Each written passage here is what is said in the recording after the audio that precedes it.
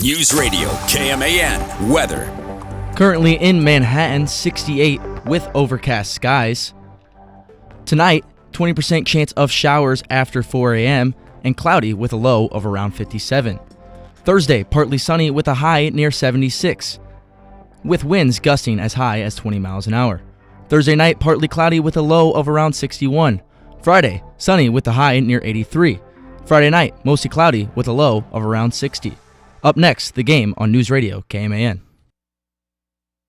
Weather on News Radio KMAN is brought to you by Sunset Zoo. Purchase your tickets for Boo at the Zoo happening the 24th through the 26th at sunsetzoo.com. The following is an exclusive presentation of News Radio KMAN, your home for K-State athletics. It's game time. This is The Game on News Radio KMAN.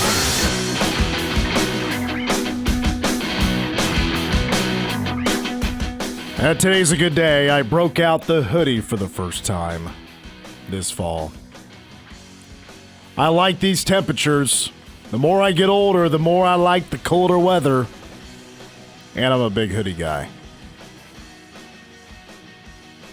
And what did it get today? Like 68, 70 degrees, somewhere in that? I think that's still in the boundaries of hoodie weather. Now, some might like to go hoodie and shorts. Makes plenty of sense to me, not for everybody. I like it. I like a warm day, cool night. Man, Lindsay, and she clocks this stuff right away. She knows when it's going to get cold outside at night. Let's put that fan in the window and bring in that cold air. 3 blankets, cold room. That's how I like to live life, and so does she. So it makes us a match. Welcome to the game. I'm Mitch Fortner. We got Cole Dutchendorf. We have Gavin Hyatt across the glass running the show today. Phone line, text line, you know where it is. 785-537-1350. We're going to have a guest on here in just a moment. But again, that number is 785-537-1350. A little bit late to this news, but just finding out a few moments ago that the looks like the NCAA. Fortner, hey, hold on a second. The NCAA, get a little feedback there, says that well, they're going to allow college athletes to bet on pro sports. Gene Taylor doesn't like it. Interesting. I want to read more about that when I get a chance. Why? You know, why now is the time? Why are they okay now with let them bet on pro sports? They're still not allowed on betting on college sports, but pro sports, have at it. Wonder if it's so they can fit in with their peers. Because, you know, as college athletes, they aren't cool unless they're betting on sports like the other kids are going to school with. We're with you for a couple of hours. We got the Chris Kleiman Show coming up at 7 o'clock, and then after that we'll have some postseason baseball. Who we got on the TV right now? We got Mariners and Tigers, and the Detroit Tigers. I think they're tied at 3. They're going into the 7th inning, and right now the Mariners tie that series. They lead that series by 1 game right now. But coming up in hour number 2, I want to try to kind of turn the tables a little bit and focus a little bit on the positives of K-State football, because I think that does deserve some attention in our first hour as well. I do want to talk about betting now for college athletes. It's passed through Division I NCAA. Now 2 and 3 have to confirm it. If they don't, it doesn't get passed. But to me, it is very fascinating. Guys, it's Wednesday, and you know what that means. AEW was last night, but it was a great show. But what's more important is a week from tonight, AEW Dynamite is in Kansas City. Independence, Missouri to be exact. Cable Dahmer Arena, but they make the return. And AEW reached out yesterday to me and asked, would you like to have Tony Khan on the show? And I said, does a bear, like to eat fish? Yes. Would love to have Tony Khan on the show, so hopefully we can make that happen. That would probably be next week before Wednesday's show. We good to go with our special guest. All right. We now welcome in from K-State Online. He is the man in charge. He was down in Waco, Texas, for a K-State 1-point loss. His name is Derek Young from KSU. DY, A lot of the other folks in the media said that the trip to Waco is one of their favorites. Is Waco up there for you in the Big 12? No, no, but that's more of an indictment on the town itself that I think leaves a little to be desired. But the most redeemable part about that trip is it's definitely, man, it's in the running for number one press box in the Big 12. And I don't think that's debatable. Who is the worst? I haven't been in every press box. I've only been in a handful. Worst is probably Iowa State, I would think. It's up there. I mean, Colorado is pretty rough. Yeah.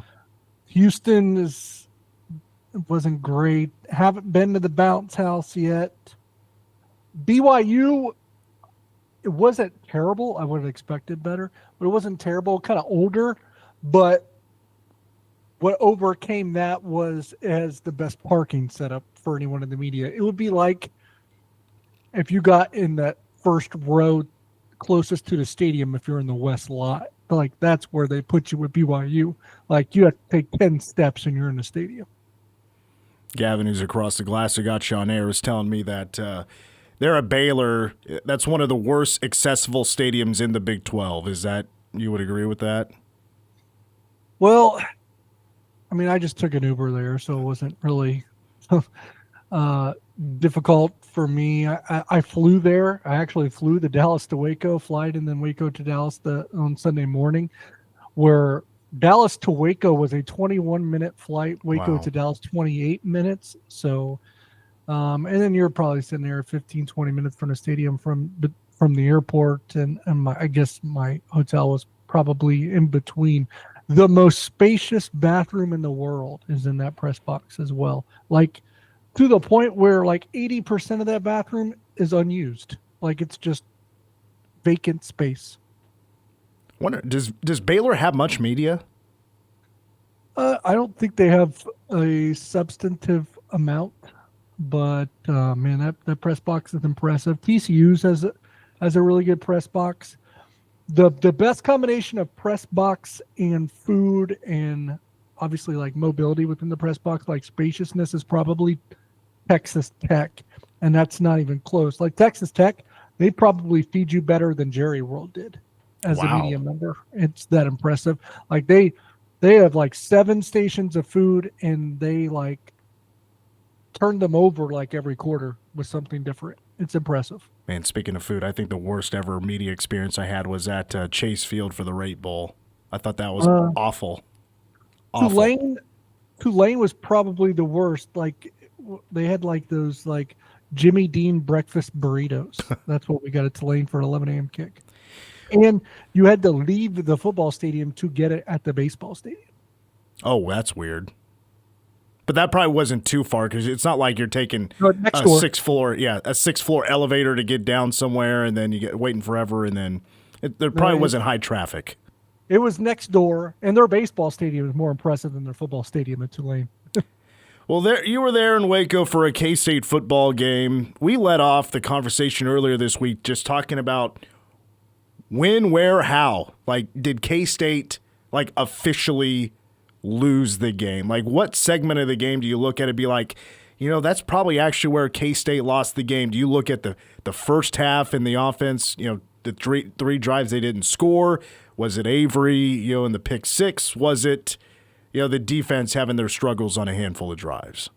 I would say the game management by the coaching staff in the fourth quarter, and I know that seems like a cop-out, but the players, I felt, played well enough to win the game. They played with an effort well enough to win the game. They didn't execute perfectly, but executed enough to win the game. But when you're up 14 points with 10, 11 minutes left in the game and have the ball and still find a way to lose, that's on your coaching staff for not handling or managing the game the proper way. Like whether that's, when you get into the Baylor side of the field, up 14 with the ball, or just before midfield, you got to convert on first down, or you got to convert in the game there. Obviously, Avery Johnson probably missed Will Swanson one of those plays to convert a third down, but you got to get it done. And then when you're up 6 and you're driving the field and you're clicking and you finally get in the Baylor side of the field, a field goal is a big difference there. Like, not a whole lot of clock left in the game. I think 5-6 minutes, maybe less. And you're just asking Avery Johnson to put it in the air over and over again when you really could take the air out of the ball and run some clock too. I know that the running game was exceptional, but it was good enough to at least resort to at times. And especially when you get they were on the Baylor 40-yard line when they threw that ball. It just seemed like that was a time where you could probably decelerate the offense a little bit, sit on the ball, and win the game. That typically was Chris Kleiman's wheelhouse as a head coach, was to win those types of games. So to have the ball in the fourth quarter up 14 and still lose the game, I understand the players didn't execute in an ideal way in that fourth quarter, but at the end of the day, you can coach a win while up 14 in the fourth quarter with the ball, and they didn't do that. So I want to specify on that drive you just talked about, the drive that Avery threw the pick six. I mean, I don't personally mind. You are looking to get, you want one more score probably, to put the game away, right? Because that's a drive. They're up 6 points. And you're totally correct, because the case in point there, 2 years ago in Lawrence, when you get the interception in the end zone, 5.5 minutes to run off the clock, they run it out by picking up some just tough third downs. On that drive, they were picking up some tough third downs, 3rd and 8s, 3rd and 11s. They were, however, a majority pass offense on that drive. So would you just say they were maybe a little too aggressive on that drive? And to be honest, they weren't running the ball well at all up until that point, that particular drive. I think there was 2 or 3 runs there that only went for a yard. So that would be the argument, or maybe why they insisted on keeping the ball through the air. But it just felt like a time and place once you crossed midfield and was starting to creep when you were starting to creep into field goal range, and the clock was on your side a little bit too as your friend. 3 points is a big difference there. You could turn in 1 possession game into a 2 possession game. You could have got a 9-point lead. That was the time and place to maybe not have your foot on the gas the way that the Kansas State staff did, just in my opinion. Obviously, they probably would disagree. That's fine. And Avery Johnson was really dealing until that pick six, to be quite honest. He had 2 or 3 plays that drive that were just very high level, very impressive. So their argument was, let's keep it in his hands. And I get that. And you would like to see them handle that blitz better on that pick six, was ultimately their doomsday, their downfall. But it just felt like you had used up the ammunition in the gun, so to speak, once you got to the Baylor side of the field. You were on their 40-yard line, I think. You need only 5 to 10 yards more, and you're in field goal range, and that makes all the difference. You can maybe grind out some more time off the clock. I just felt like the best way to win that game in that particular moment was to take the foot off the gas a little bit, not get the ball in harm's way. It's the same thing when, they went down and they got the ball back after, I think, what they were trailing at that point, 32-31, and they got the big play to Jace Brown and got you down there. You maybe were bailed out because you got to run some clock off the fact that he got his helmet ripped off. The first play, you lose 2 yards, so it's 2nd and goal at the 4, and then you could force Baylor into timeouts. You can, whatever it may be. And then you went to the Blake Barnett package on 3rd down, which doesn't completely make sense to me to do it in that particular moment, especially when you're going to throw the ball. There was just some dysfunction's not the word, but some puzzling decisions that you took when you had the game in your hands in that fourth quarter. Look, sometimes it's, you get bailed out, or sometimes not every decision comes back to bite you, but it certainly felt that way in the fourth quarter, where every decision turned out to be the wrong one, whether it was or not, or whether it was the right decision or not. I guess it can be debated. I certainly didn't love some of the decisions, but the fact that they all turned up bad is, was what did Kansas State in ultimately. I didn't think anything was like a total deal breaker when it was all said and done, but you're right. I mean, the execution part of it, the end result of especially those plays at the goal line or, at the 4-yard line when it's second and third down and K-State's looking to throw. Go ahead. And they probably did dial up a touchdown on the second down. I get that. They did, but Avery didn't look at him. Yeah, Avery didn't. Well, he got pressure right away too. He still wasn't going to. Didn't really give off the appearance that he was ever going to look at him. But they got immediate pressure because they didn't pick off the blitz off the left side. So if it wasn't one thing, it was another, right? And that's really been I guess, a microcosm of the season, wouldn't you say? Yeah. The lack of execution. Everybody thought we should be running the football in that situation. Why is Blake Barnett in the backfield on third down and it's a play action to him? And it felt like there was a lot there that didn't make sense, honestly. Yeah, it's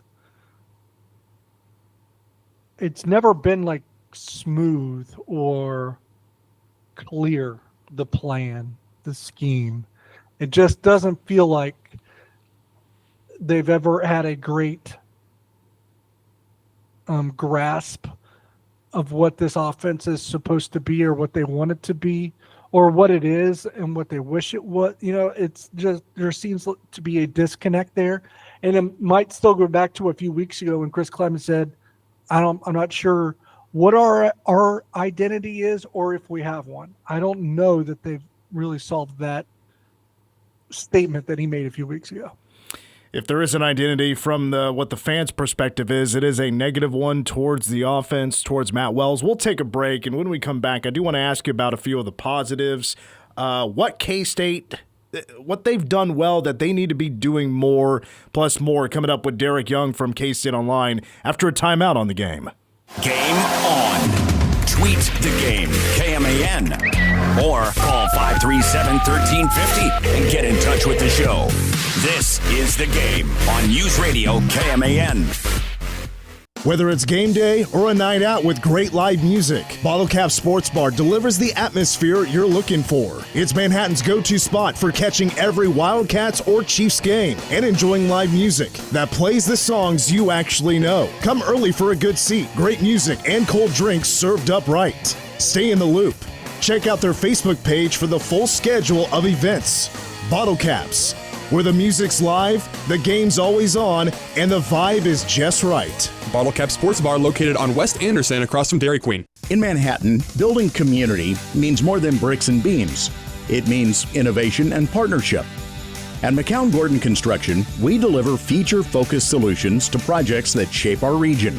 From advanced research labs to vibrant education, healthcare, and community hubs. We're not just building projects, we're building the future of the Flint Hills with unmatched customer experience and value-driven strategies. We're building for tomorrow. Visit kansas.mccown-gordon.com. Don't miss Tony Award-nominated star of stage and film Matthew Morrison. Known as Mr. Schuster in Fox's Golden Globe-winning television show Glee at Kansas State University's McCain Auditorium. Matthew Morrison presents his new show, Rhythms and Revelations, October 21st at 7:30 p.m. Buy tickets by phone or click online. Sponsored by Shelley Carver at Edward Jones. I'm Dan Patrick, and this is Above the Noise. Bengals finally made a move at quarterback, and while it won't send shockwaves through the league, it just might save their season. Cincinnati picked up Joe Flacco for a late-round pick, a move that feels less about fireworks and more about survival. Let's be clear, Flacco isn't going to recreate the high-flying Bengals offense we've grown accustomed to. Those days are on hold, but what he can do is steady the ship. His experience, poise, and ability to manage a game could be the difference between staying in playoff contention and watching the season slip away. Because when you have a quarterback as special as Joe Burrow, every year of his prime matters. You can't afford to waste one waiting on health or hoping for an unproven backup to find his footing. The AFC is too talented. If Flacco can simply keep Cincinnati's offense afloat, win a few games, and give Burrow something meaningful to come back to late in the season, this trade could turn out to be worth its weight in gold. I'm Dan Patrick, and this is Above the Noise. It's Cybersecurity Awareness Month. LifeLock is here with tips to help protect your identity. Use strong passwords, set up multi-factor authentication, report scams, and update your software. And for comprehensive identity protection, LifeLock is your best choice. LifeLock alerts you to suspicious uses of your personal information and fixes identity theft, guaranteed, or your money back. Start your protection today with a 30-day free trial at lifelock.com. Use promo code NEWS. Terms apply. Here's the tale of the daily Medfill. Same old pharmacy, same old bill, but those prices kept rising higher still. Till the savings Wrangler rode in, cool as can be. Tap GoodRx, saving massively. No plan? Don't matter none. Up to 80% off. The deals are done. Discounts hitting harder than Ma's chili. Dang. That one little app does all the rest. Save time and money on prescriptions. Check GoodRx. GoodRx is not insurance. For area high school scores, recaps, league standings, and coach interviews, check out Scoreboard Saturday at 8 a.m. during football and basketball season, including coverage of the Centennial League, NCKL, Big East League, Flint Hills League, and the Twin Valley League. Scoreboard Saturday on News Radio KMAN is powered by WTC Communications.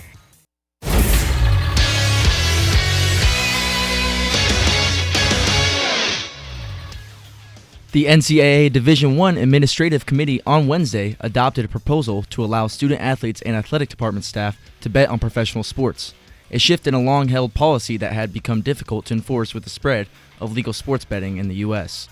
Divisions 2 and 3 are expected to consider the proposal in their respective meetings at the end of October, the NCAA said. If approved by the lower divisions, the rule would go into effect November 1st. Athletes and athletic staff have been prohibited from betting on any sport, professional or collegiate, that was sponsored by the NCAA. Betting on college sports will remain off limits. Coming off a pair of 5-set road victories, Kansas State returns to Morgan Family Arena for a midweek matchup against Iowa State. Following Wednesday's match with the Cyclones, K-State will host Texas Tech on Friday. Both matches are set for 6:30 p.m. The Wildcats enter the week with a 9-3 overall record and a 2-2 mark in Big 12 play. Senior Shaylee Myers earned her second Big 12 Offensive Player of the Week honor after setting multiple rally scoring era records, highlighted by a 34-kill performance at West Virginia. Iowa State, which is receiving votes in the latest AVCA Coaches Top 25 poll, looks to extend its winning streak after picking up victories over Texas Tech and UCF last week. The Red Raiders travel to Manhattan, seeking their first conference win of the season.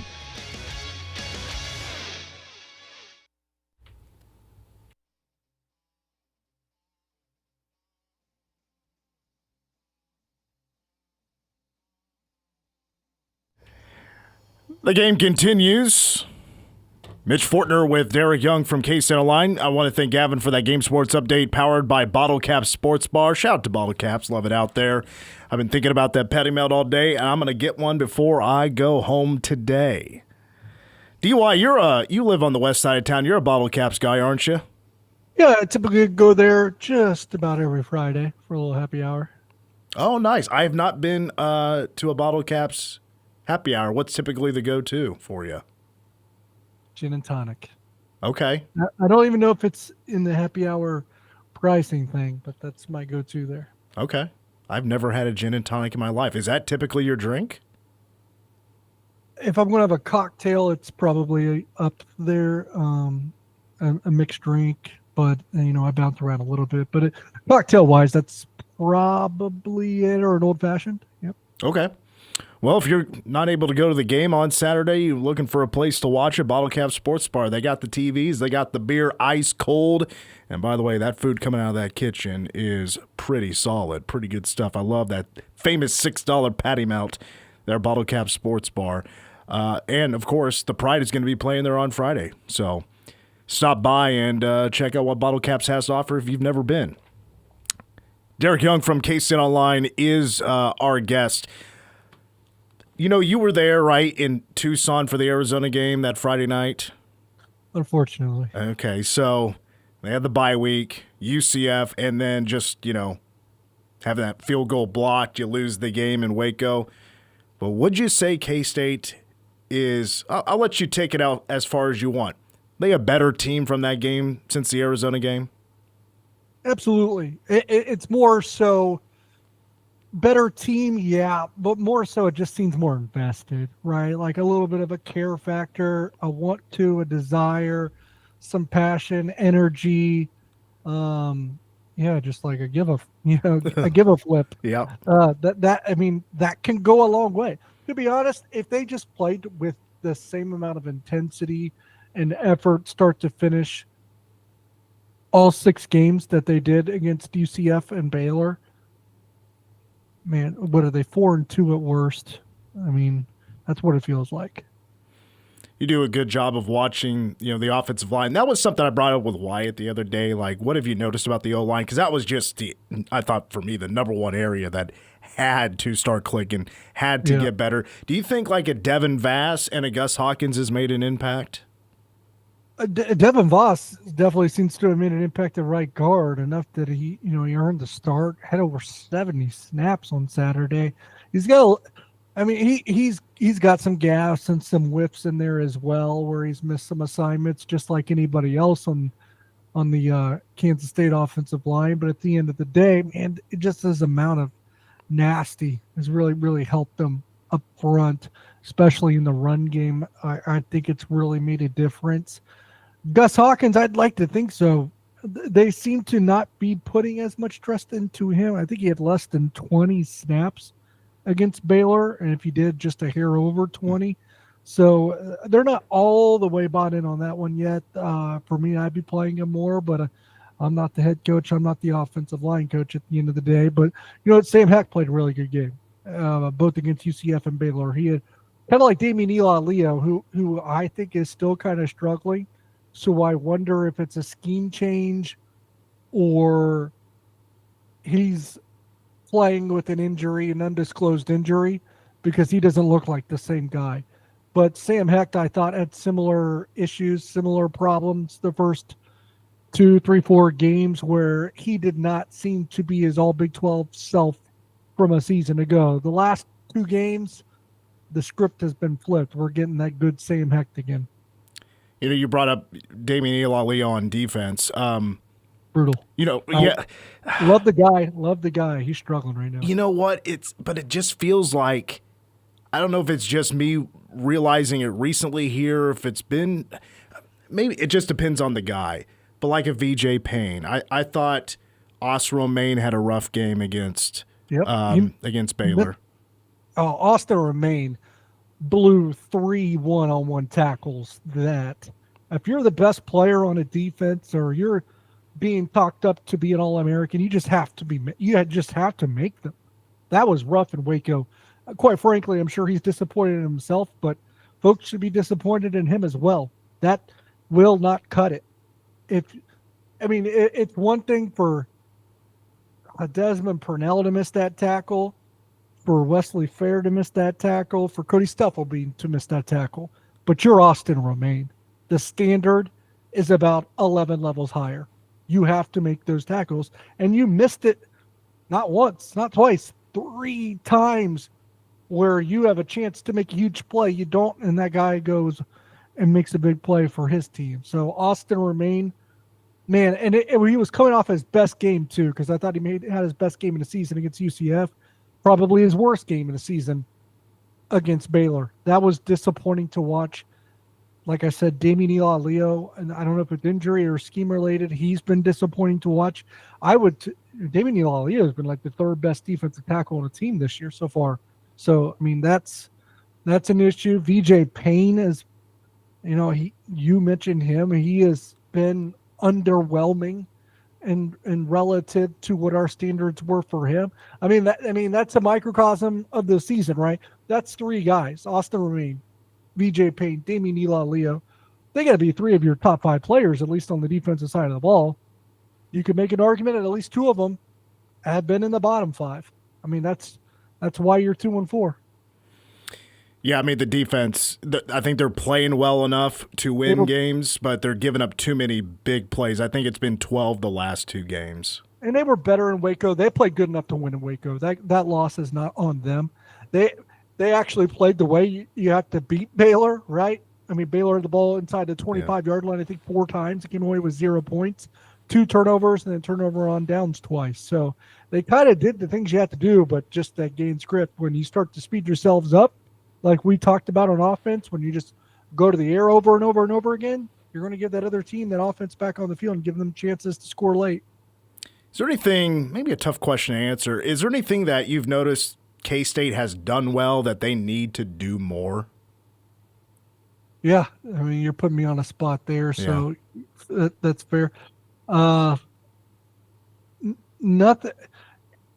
I will say in general, when Matt Wells finds a concept, a scheme, a rhythm, a groove, we've seen multiple times the past few weeks when they're cooking, they're moving the ball downfield against DCF, running the ball early in the first quarter. You get the ball into the opponent territory, just marching, and all of a sudden you try to. I don't mind a trick play, but do it when your offense needs a spark. But they were marching down the field, and then you resorted to a trick play and you threw a turnover. Just completely thwarted your own momentum, your own rhythm. And then you march down the field, opening drive touchdown against Baylor and Waco. Come out the next drive, and a Blake Barnett package and completely abandoned everything that worked. All I would say is, I don't know if there's one thing where it's like, man, that's worked so well, keep doing it. I'd have to think a little bit harder on that. But what I would say is, if something works, stick with it. Don't completely abandon it the next drive. What do you think K-State's record is going to be over the next 3 games? TCU at KU, Texas Tech comes here. There's the bye week between TCU and KU.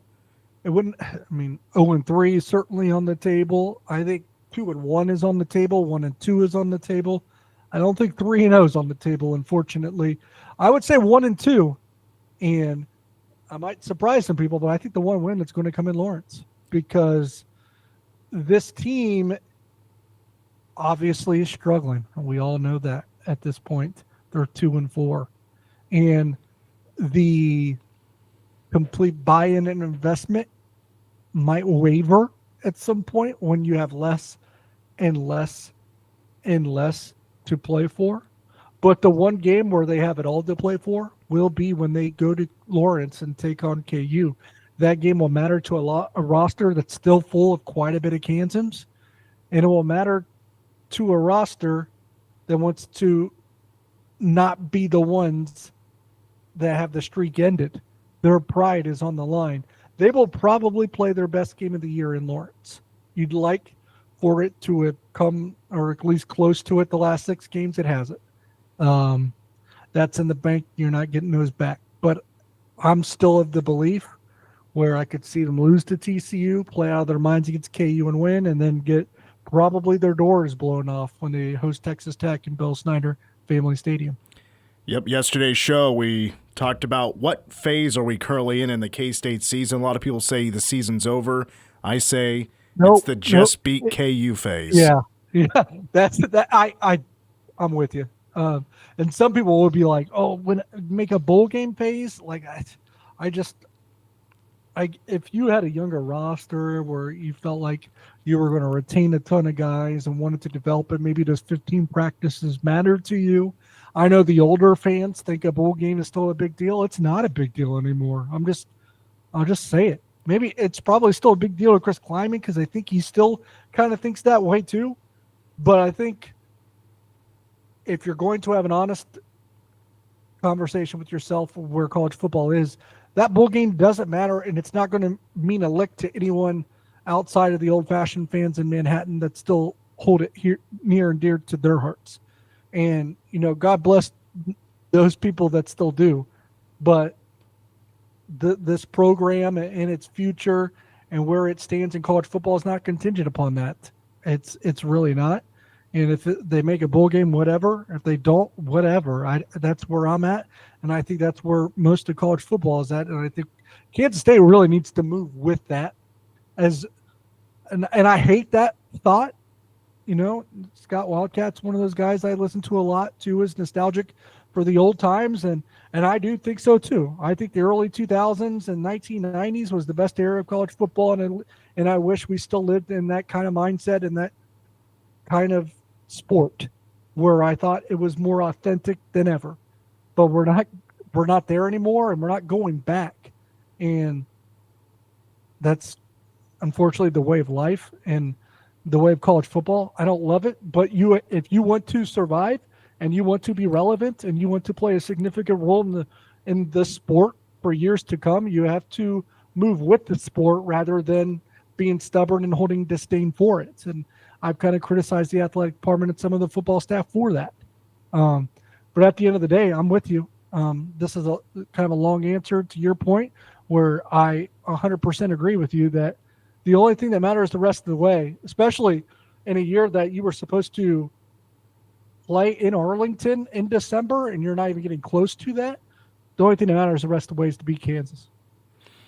Real quick before I let you go, is there anything recruiting that we need to know about, maybe a visitor or anything that could happen here in the near future?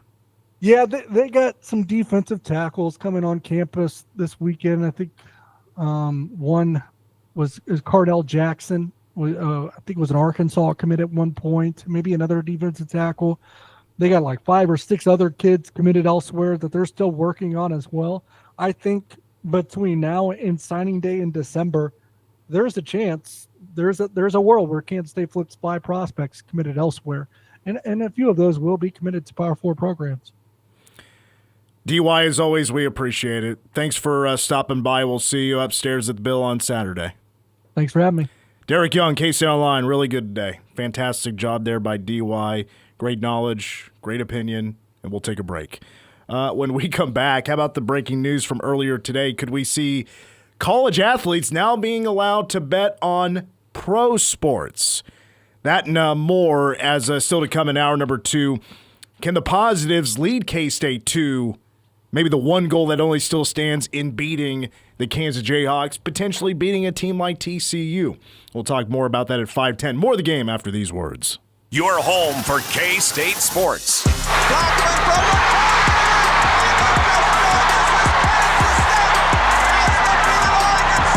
This is The Game on News Radio KMAN. This fall, Roberts Heating and Cooling wants to honor a veteran in need. Nominate your hometown hero, someone who's made a difference as a soldier and in your community. Each Friday, one will be named Hometown Hero of the Week. Winning K-State football tickets from Manhattan Broadcasting, an oil change from Briggs, a $50 R.C. McGraw's gift card, and a t-shirt from Roberts Heating and Cooling. Weekly winners qualify for a full champion furnace and AC replacement, announced on Veterans Day. Nominate now at 1350kman.com. Just click the Hometown Heroes logo. Brought to you by Roberts Heating and Cooling and News Radio at KMAN. Restrictions apply. Homeowners only. Equipment must be installed at primary residence and is non-transferable.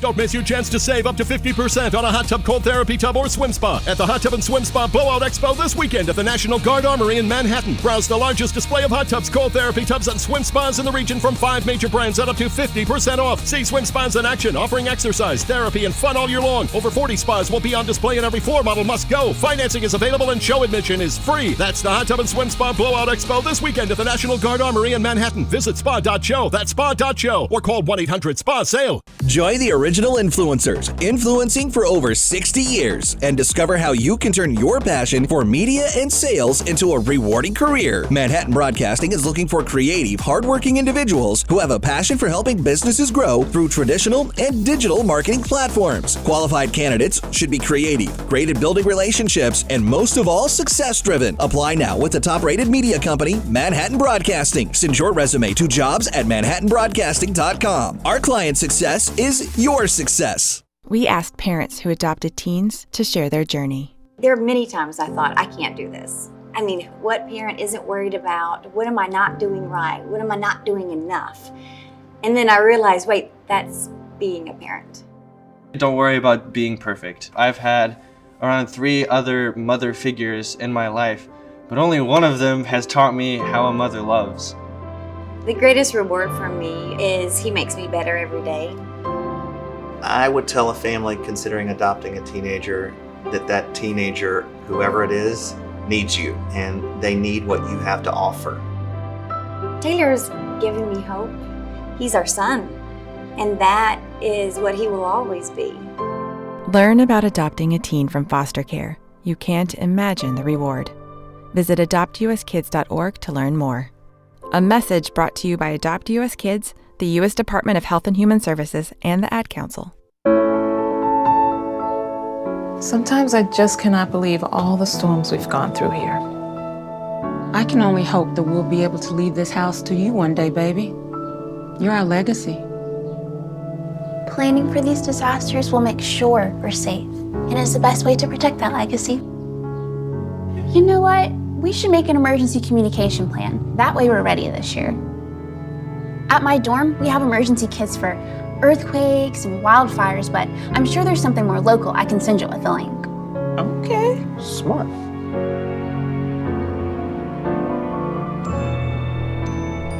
Protect your legacy.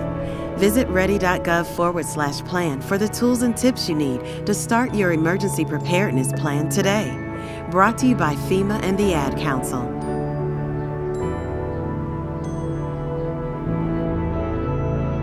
The Ramsey Show. Completely laser focusing is the number one key to becoming debt free. Everybody tries to do about 6 things at once. I'm going to put money in my kid's college. I'm going to put money in my retirement. I'm going to put money extra on the house. I'm going to use credit card points. And that's what most Americans do. It is not a math problem as much as it is an emotional decision and this incredible focus. Life and money advice. The Ramsey Show, weekdays from 10 to 1 on News Radio KMAN.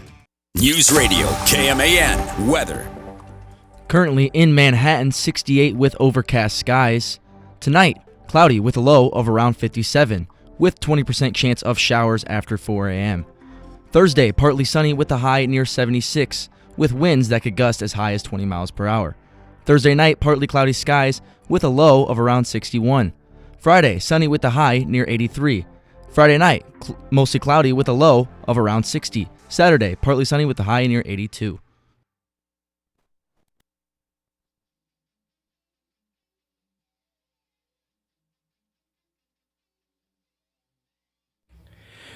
All right, the game continues. Got one more segment this hour at 5:10. Can the K-State positives, the thing that they have improved on the last couple of games, can that lead them to victories down the road, including in Lawrence in 2 weeks from Saturday to take on the Jayhawks, where the 16-game winning streak in the Sunflower Showdown is on the line? Earlier today, announced by the NCAA, they've taken a big step into allowing student athletes to bet on pro sports. First of all, betting on sports, period, for college athletes, administration, or what am I trying to say? Like employees of the athletic department, not allowed to bet on sports of any kind. But this from the NCAA, they put out this quote saying, the National Council of Problem Gambling Sports, the NCAA's effort to modernize its student-athlete sports betting policy to reduce stigma around seeking help for gambling problems. Strict prohibitions on legal activities often have an unintended consequence of driving gambling behavior underground and discouraging student-athletes from reaching out for help if they develop a gambling problem. The NCPG recognizes that the prior NCAA policy actively discouraged a student-athlete from seeking help should they develop a gambling problem. The revised policy creates opportunities for students to speak openly about their gambling behavior, enabling access to help when needed.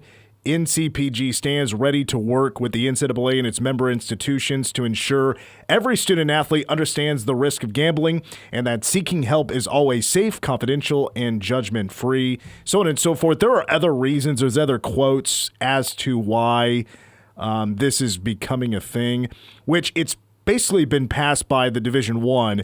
Division II and Division III still have to make their say, and if they don't pass it, this doesn't become a thing. They still need to. K-State Athletics Director Gene Taylor actually tweeted about this 3 hours ago. He says, "What are we thinking? This makes no sense to me. Let's hope the leadership at the Division II and Division III think this through and a lot more and vote not to pass this." And look, I don't have necessarily a concrete, hardcore take on this. To me, I understand why they wouldn't allow student athletes to bet on sports, period. Insider betting can be a very real thing. And as of, who was the last? John Mateer, Oklahoma. He was kind of the last to get pinged on this. Up in Iowa, Iowa State student athletes got caught betting on their own games and stuff, and immediate ineligibility at that point. I totally understand that. If what Gene is getting at, if he feels this could definitely open the door, and now that's going to allow student athletes to bet on sports, then they feel relaxed to maybe bend the rules a little bit and dabble back into college sports. Like, if you don't think they're not going to touch college sports now at a higher level and try to get away with it, it'll definitely happen. It's definitely going to happen. I think that absolutely opens the door for more issues with sports gambling inside the athletic departments. Cole, did you want to jump in there? It feels like a slippery slope for sure. Like, how close can we get to the stove without touching it with our hands? Like, that kind of mentality for it. I hope nothing bad comes of it, but there's been headlines with gambling in the past, not only at the college ranks, but we've seen it in the NFL as well. Calvin Ridley is the one that comes to mind, where he got banned for a year for placing bets. I think it was actually on the Falcons. He placed bets on them to win a game when he was injured for a full year and then got banned for a year. So we've already seen examples of athletes touching the fire, so to speak, with the gambling, and it feels like it definitely opens the door. It's like we're dangling a carrot out in front of them and saying, don't do too much, but you can do a little. You can have a little bit of the carrot, but make sure you don't eat all the way to the end of it. So we'll see what happens. I understand the line of reasoning where it's the people who are gambling in the not as legal ways, the destigmatizing it, that makes sense to me to a point, but also like it feels like a slippery slope overall. If you were to give me a pros and cons list, I see easily both sides to this argument. I mean, what I just brought up about, look, these athletes are still going to try to find their ways. Not everybody, but there's going to be those that try to find their ways to bet on sports. The number of addicted gamblers out there has gone up. Since sports gambling has been allowed through a lot of the United States, it has gone up. And it's going to probably get a little bit worse. But they want these athletes, like, if they have a problem, they need them to speak out. But there's going to be everybody that's going to be too afraid to because they don't want to get in trouble. So I'm getting both sides of this equation. My thought, though, is like, is this the most important thing the NCAA needs to be worried about right now? There's a lot going on in the realm of college athletics. Like, another part of this is it sounds like as well we're close to college sports to be allowed to put brands, logos on uniforms for advertisement. Like, we're stepping in that direction right now. I mean, right now, still, NIL still feels like a pretty big mess. We are figuring out the transfer portal, and I'm sure that's going to make Coach Kleiman a happy camper because there's going to be a 15-day window. Get rid of the spring one right after the bowl games. Here comes the portal window. That's going to make a lot of coaches happy. But it sounds like the whole committee thing that's reviewing anything that's done in NIL deals outside of revenue share that's over $600 is taking way too long to review everything. A lot of them are getting shut down, and there's a lot of folks around the country, especially at this high level, that are getting very furious about that, and they're just going to make the deals anyway. They got to keep moving on because things are moving too slow. I don't know if the NCAA has ever been something that you could call a well-oiled machine, and it's certainly in need of some of that oil right now, and so I don't know if putting all of this attention with sports gambling. I think this feels like a giant sting operation, to be honest with you. Because this is like a whole, all right, we're gonna open the door a little bit. They can bet on pro sports, but don't you bet on college sports. What's the character from Star Wars? It's a trap. Yeah, it's like it's a sting operation. Like, because there's now going to be like, they're going to be talking about it a lot more in locker rooms or with the guys or with guys like Gavin in class or something. Now it's going to be more of a conversation because that's what a lot of people have in common: sports gambling, interest in sports. Flipping through their phone, you're seeing all these betting lines, and there's the college games. Got to be tempting as a college student to also bet on the college games. And so more athletes are going to get caught because now they've been baited with, now you're allowed to do college sports. I think maybe it could get worse. It's one way to just kind of encourage that, and then immediately we'll see those swift and harsh punishments, I'm sure, from the NCAA. So we'll see. Sports gambling in college, man. Gavin, hop on the mic there for a second, because you're still in school. I know, Cole is just out of college, so I'm sure things haven't changed a whole lot. But I'm sure you're around other guys and gals that like to bet on sports, maybe a student athlete or two that would love to dabble in sports gambling. Maybe they feel like they have more knowledge than others because of a certain sport or whatever. Do not mention any names, please. I would hate to be a narc here on the show. But I don't know, just what's the daily conversation about that kind of stuff? Is there a daily conversation or once in a while? I've had a few conversations with kind of athletes I know about sports gambling in general, and like, well, if we had the chance, we probably would. And my thought process is, why wouldn't they? Because, with NIL now, what's going to stop them from going on a little splurge and, betting 200, whatever it is, and if they don't get it, they got all this NIL money. Like, why wouldn't they just use it again? So, I don't know. Like you said, there pros and cons. Well, and not everybody is making a ton of money. As a matter of fact, the majority of student athletes are not making like the most amount of money. I don't know what's being personally donated to Wildcat NIL that's going towards track and tennis and golf. Maybe golf may be getting a little bit more of a flex because of the recent success. But it's an interesting thing to follow. But the D2 and D3 level still have to confirm this, which I'm like, what would stop them? It's not like their athletes are making a ton of money, They probably have, when it comes to sources on insider betting, I'm sure they have a lot less than student athletes at the Division I level. Almost everybody, I'm sure, in football at least knows somebody that plays at the next level. I don't know. There's a lot of layers to this, and I got a feeling there's more than just Gene Taylor when it comes to 80s around the country that aren't the biggest fans of this, but maybe it's more of a split room. More of the game is next. Miss part of the show? No! God, please, no! No! No! Really? Check it out on demand at 1350kman.com. You're listening to The Game on News Radio KMAN. My name's Billy Segrist, and I had the pleasure of using interim hospice care for both my mom and my husband. Fred was about 6 months and maybe 4 months for my mom that needed care. When they started my husband, they thought he'd probably be a 1 or 2 year patient. And as it turned out, it went a lot faster than we had expected. But just knowing that I had them on board and I could call interim anytime and ask questions or have someone come out anytime I needed them made it really nice. I would strongly encourage, if you're thinking you're going to need some assistance, to call Interim Healthcare. They can deal with both home health as well as the hospice, and they're a great support group for you. Interim Healthcare and Hospice. We improve people's lives. We care, we're there. Interim Healthcare.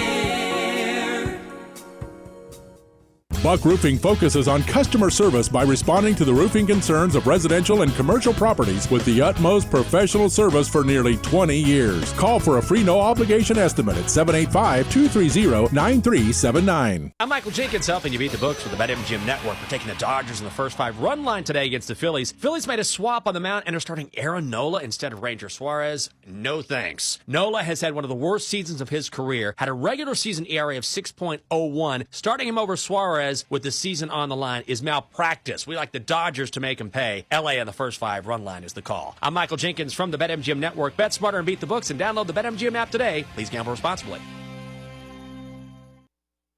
Life insurance. Why are you putting it off? Can't afford it? Too much hassle? Think you don't need it? There's lots of excuses for putting off life insurance. But if you weren't there, who would pay the mortgage and other bills? With Ethos, you could be covered in 10 minutes and boom, family protected. Ethos, fast and easy online term life insurance. Up to $2 million in coverage with no medical exam. Some policies as low as $1 a day. Answer a few health questions and get your free quote at ethos.com/play. That's ethos.com/play.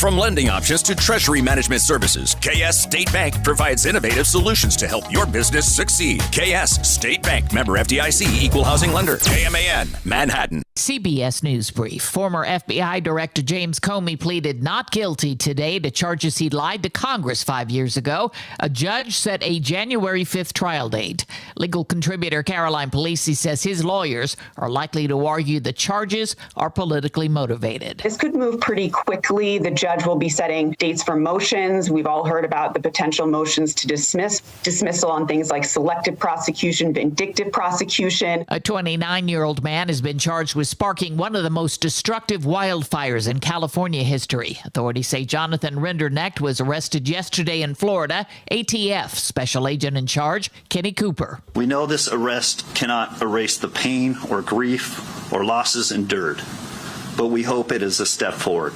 12 people were killed in the Palisades fire. Hundreds of homes and businesses were destroyed. On Wall Street, stocks finished mixed. CBS News Brief, I'm Cammie McCormick. Now, the latest news from the News Radio KMAN and Manhattan Mercury Newsroom. Coming up in news, city officials approved 3 requests tied to the Manhattan infill housing project. A study looks at the benefits and potential downsides to a secondary bridge over the Big Blue River, and Riley County Fire planning a training event at the old EMS station on Claflin Road. Hello, I'm Brandon Peoples with a check of local news. The Manhattan City Commission last night unanimously approved 3 requests related to the Manhattan infill housing project. That will include 28 units at the Little Kitten Avenue townhomes site and 12 at Lee Mill Village on Miller Ranch. There are going to be 22 for sale units at both locations combined. One of the requests approved by the commission also provides a tax abatement for 18 of those homes. Commissioner Peter Opelt says the lots on Little Kitten Avenue have continued to lose value over a long period of time. And without some kind of development, that's not going to stop. So I consider that part of my decision making. Without something changing, they're going to continue to lose value, and we will collect even less than $1,000 a year from them. Now, during public comment, one of the commission candidates, Jerry Fox, said he supports the housing project but is opposed to any 10-year tax abatement.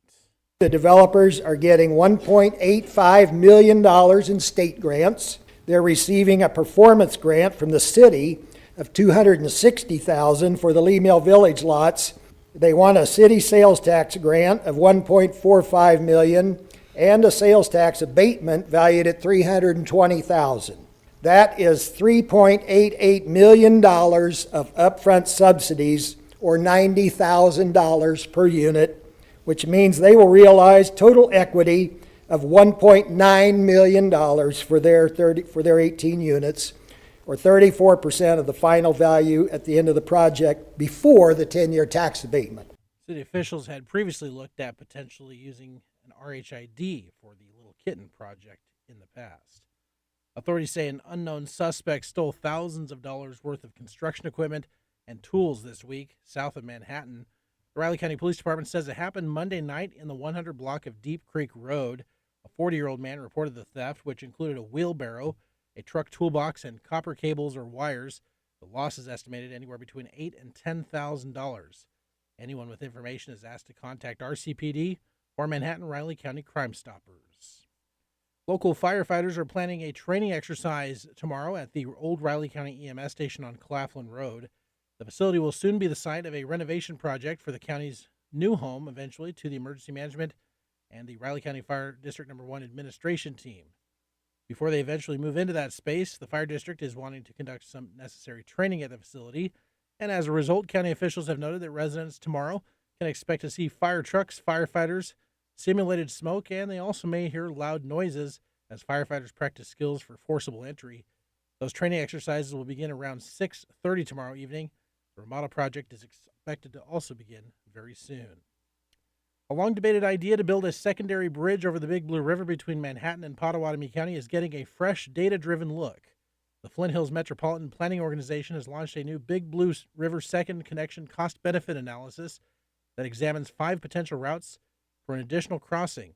Planning Manager Jared Tremblay says the study comes after years of public discussion about congestion, safety, and access along U.S. Highway 24.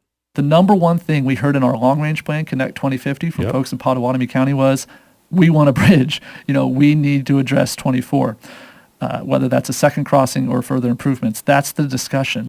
The study began last week. It'll continue through May. Tremblay says the goal is not to select a single option, but rather to present clear data for local leaders and the public. Right now, it's just this speculative conversation, and we want to move to more of a factual conversation. Whether it happens or not, we at least have a better idea. Among the 5 options being analyzed are the long-discussed Juniata-Marlatt Avenue connection, as well as routes farther north or south that could reduce flooding risks and construction costs. News is powered by Central National Bank, with locations at the Walmart Supercenter and at College and Claflin. Central National Bank, member FDIC. News Radio, KMAN, weather. Currently in Manhattan, 68 with overcast skies. Tonight, cloudy with a low of around 57, with a 20% chance of showers after 4 a.m. Tomorrow, partly sunny with a high near 76, with winds that could gust as high as 20 miles an hour. Thursday night, partly cloudy with a low around 61. Friday, sunny with a high near 83. Friday night, mostly cloudy with a low around 60. Saturday, partly sunny with a high near 82. K-Man Daily Weather is presented by Fox Business Systems. How much does downtime cost you and your business? Don't let another second go by. Call Fox Business Systems at 776-1452.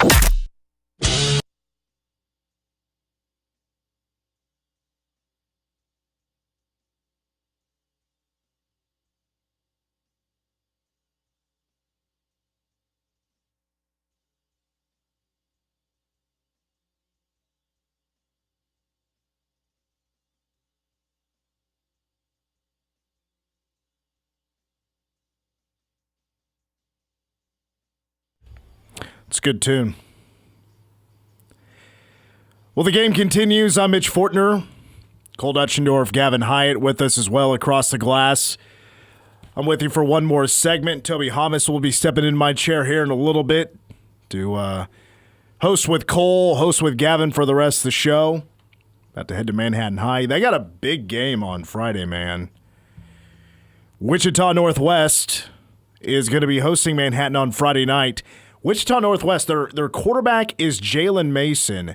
He is committed to play college football at KU. Manhattan has a KU player as well, and J.J. Dunnigan, but he has not played the last couple of games. So, who knows about his status? But that is a pretty talented Wichita Northwest team. They have John Michael Fountain, who plays both ways. He's a 3-star recruit, class of 2026, a 3-star guy. Augie Fast, he's a really good player as well. This is going to be a slugfest. This is going to be a fight on Friday. Manhattan and Wichita Northwest on the road, and this will be a 6:30 pregame, kicking off at 7 o'clock here on KMAN on Friday, the longest road trip of the year. We got 3 games left in the regular season. Can we try to talk positively about K-State for just a moment, if we don't mind?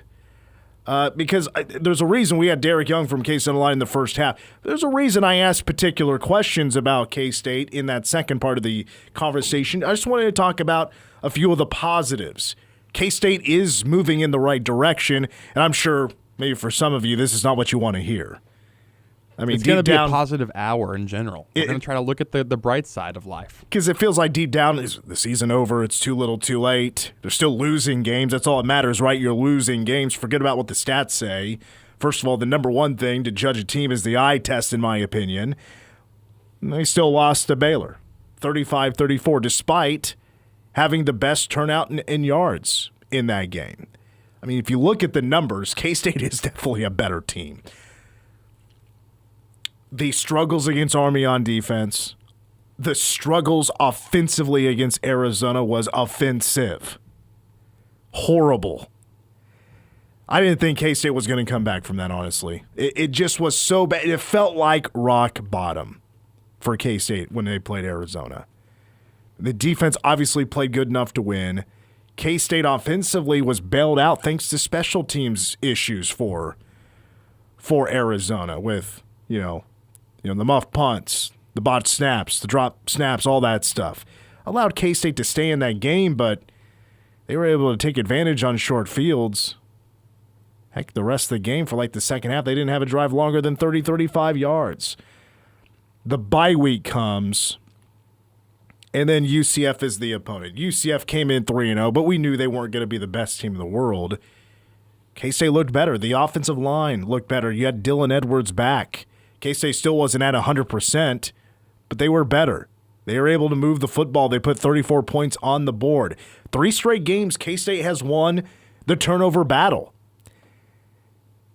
There are positives to this team. They are a better team. But what does that mean right now?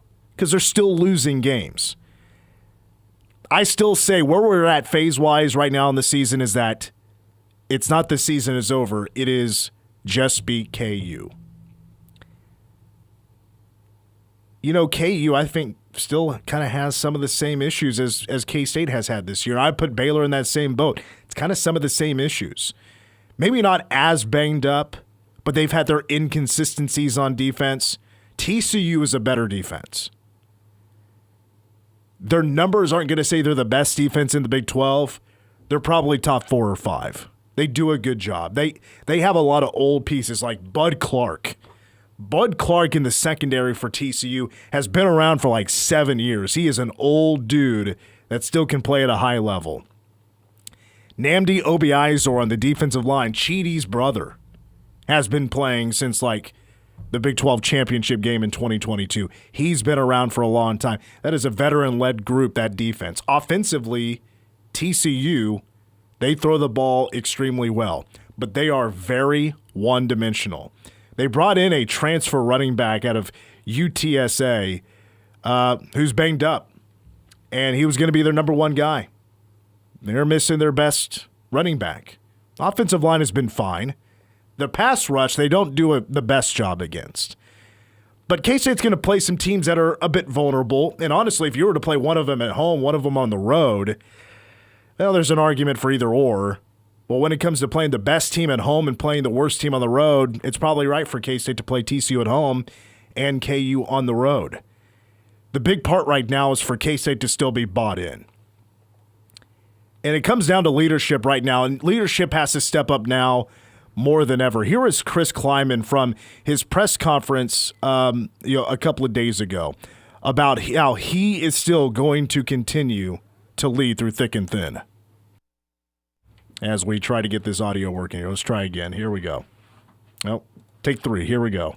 I've got to be, and I'm going to be the rock for this team, and I'll take all the hits and all the bullets and all the things because that's my job, and I have no problem doing that because if those kids keep laying it on the line, I'll live with the result because I know the result's going to change. I know it's going to continue to get better, but for me to come in here and be all sulky and, boy, poor us, that didn't get it done. Yeah, it's so easy to just not be bought in anymore. Point fingers, blame other guys for mistakes. It's not on you, it's on them. Turmoil inside the locker room. It sounds like leadership has stepped up in the locker room, and it was, I believe it was Uso Seumalo earlier this week said that actually Cody Stuffelbein, he brought in all the defensive linemen and said, look, guys, basically as a senior, this is my last shot. I'm tired of this losing. We need to be bought in. We cannot just stop playing, give up on the year. And we got to believe in Coach Kleiman. Coach Kleiman's been here before. He's been there as a winner. He's won national championships. He's won a Big 12 championship with K-State. He's going to try to get this figured out, but he can't get it figured out without the team being bought in. It's sometimes hard to get that buy-in from everybody when you're 2-4. When you're expected to win the Big 12 and make it to Arlington, Texas, and it definitely doesn't look like they're going to get there. But we're only halfway through the season. Feels like a lot of fans are not bought in anymore, and I get it because K-State's not winning games, and we're just as shocked as anybody that K-State isn't playing at a high level. But they are playing better, and I want to give credit where credit is due. The offense is moving the ball better, but here's the issue. There's a couple of things I want to see get better, obviously. It needs to continue to get better, and it's stuff I want to see more than stuff that has also worked. Sometimes you got to just stick to what is working for you. What has built your momentum offensively? We've now seen K-State do that twice in the last 2 games. K-State on offense, and for whatever reason, Matt Wells likes to get cute when they don't necessarily need to do that. It was the first drive against UCF where they go with a trick play after a great running play by Dylan Edwards. This set K-State up in UCF territory. It looked like it was going to be one of their quickest starts. Got real cute and had a true freshman who was touching the ball for the first time at the college level throw a pass into traffic. Interception. Luckily, K-State was able to bounce back. Last week against Baylor, it was the second drive where the Blake Barnett package came into play. But I actually would not put that on Matt Wells. That's on Chris Kleiman. Because Chris Kleiman, it was his idea, and he said it himself, that he wanted to get to that early against UCF. It was a spark that was needed because that was just a spark for the whole season. They had to try some stuff. Well, they went to it again in the second drive and also the third drive against Baylor. It wasn't clicking. Plus, it was just too predictable. A play action to Avery Johnson is not going to get anybody to bite. Or a jet sweep to Avery, that's not going to get anybody to bite. And nobody thinks the ball is going to go in Avery's direction if it's going to be a passing play. Because, first of all, they've not even tried anything remotely like that. Nothing has been on film. It's just been Blake runs the football.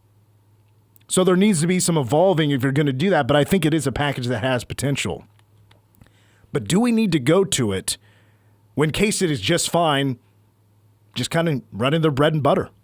Avery's running the football. Joe Jackson was running his tail off. He had his best game. He had over 100 yards. A fifth of the K-State offense belonged to Joe Jackson on Saturday against Baylor. But what I feel like what could really get this offense truly over the hump and stay in rhythm is a couple of things. One, if they're going to throw the short routes to the tight ends or the wide receivers that just look like the short out routes, Avery needs to get rid of the ball quicker. I went back and watched some of the North Dakota game and some of the Army game where that kind of got annoying, right? If Avery's going to throw that, there had been some times where if he got rid of the ball sooner, well, then it gives that wide receiver or that tight end to actually fight for yardage. I think a part of this puzzle has been Avery is getting rid of the ball a little bit too late, and then there's just no room to do anything. But he still gets it over there. And so Avery Johnson needs to do his part a little bit more, a little bit better, I should say, if they're going to run that to make it work. But on third down, guys have to run to the sticks. It's just plain and simple. They have to go to the sticks. That has to quit. If it's a third down play, you need 8 yards and a guy's running 3 yards, that's not going to cut it. You're not putting your players in the best spot to go win a football game offensively. Second, Jace Brown needs the ball more. If you look up his stats, it's a little bit misleading. It looks like he gets like 4.5 catches a game. That's because, well, against UCF, he was banged up, right? That game counted. Really, it's more about 5.5, 6. But he has been extremely good for K-State this year. Extremely good. Like, this is one of the best wide receivers K-State's had in a while. He needs the ball more. Especially if you're still banged up with J.B. Bradley and he's going to play limited. And what's the status of Dylan Edwards? Who knows? But right now, your biggest playmaker is Jace Brown. And really where he's been a killer is if you get him in RPO, run-pass option. You put the ball in the belly of Joe Jackson, and you got enough cushion, which Jace gets a lot of cushion. There's a lot of options there. And two of the best plays that K-State had offensively to Jace were off RPO. K-State doesn't run that very much. Run that more.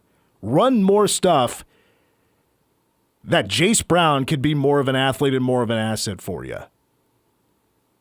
And especially when it's do or die situation and he's not on the field, that can't happen anymore. There needs to be more awareness, situational awareness on who's on the field, what's the situation, because when it's 3rd and goal and you're down points and you're looking to actually score a touchdown, like the goal is to score a touchdown, maybe put your best guys on the field, your best playmakers to go score a touchdown. The third down play made no sense. Defensively, guys have to step up. The big plays are out of control. You've given up 12 in the last 2 games.